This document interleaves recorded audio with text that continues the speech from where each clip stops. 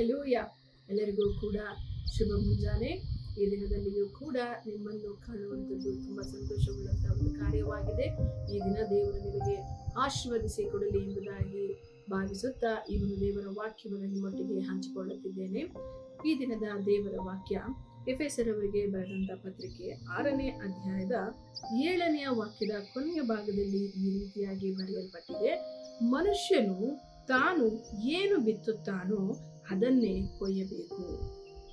ಹೌದು ಪ್ರಿಯರೇ, ನಾವು ಪ್ರತಿದಿನ ಏನನ್ನ ನಮ್ಮ ಜೀವಿತದಲ್ಲಿ ಬಿತ್ತುತ್ತೀವೋ ಅದನ್ನೇ ನಾವು ಕೊಯ್ಯೋರಾಗಿದ್ದೇವೆ. ಈ ದಿನಗಳಲ್ಲಿ ನಾವು ಇನ್ನೊಬ್ಬರ ಕುರಿತಾಗಿ ಆಗಿರಬಹುದು, ನಮ್ಮ ಕುಟುಂಬದ ಕುರಿತಾಗಿ ಆಗಿರಬಹುದು, ನಾವು ಸಂತೋಷವನ್ನ ಪ್ರೀತಿಯನ್ನ ಬಿತ್ತುವಾಗ ಅದನ್ನೇ ನಾವು ಕೊಯ್ಯೋರಾಗಿದ್ದೇವೆ.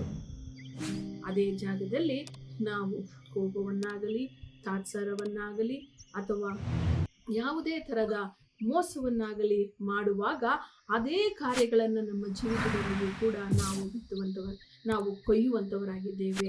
ಆದ್ದರಿಂದ ನಾವು ದೇವರ ಪ್ರೀತಿಯನ್ನ ಬಿತ್ತೋಣ, ದೇವರ ಸಂತೋಷವನ್ನ ಬಿತ್ತೋಣ. ಆಗ ನಾವು ಅದೇ ಸಂತೋಷವನ್ನ ಪ್ರೀತಿಯನ್ನ ದೇವರಲ್ಲಿ ಕೊಯ್ಯಬಹುದಾಗಿದೆ. ದೇವರು ನಿಮ್ಮನ್ನೆಲ್ಲರನ್ನ ಆಶೀರ್ವದಿಸಲಿ. ಪ್ರಾರ್ಥನೆ ಮಾಡೋಣ.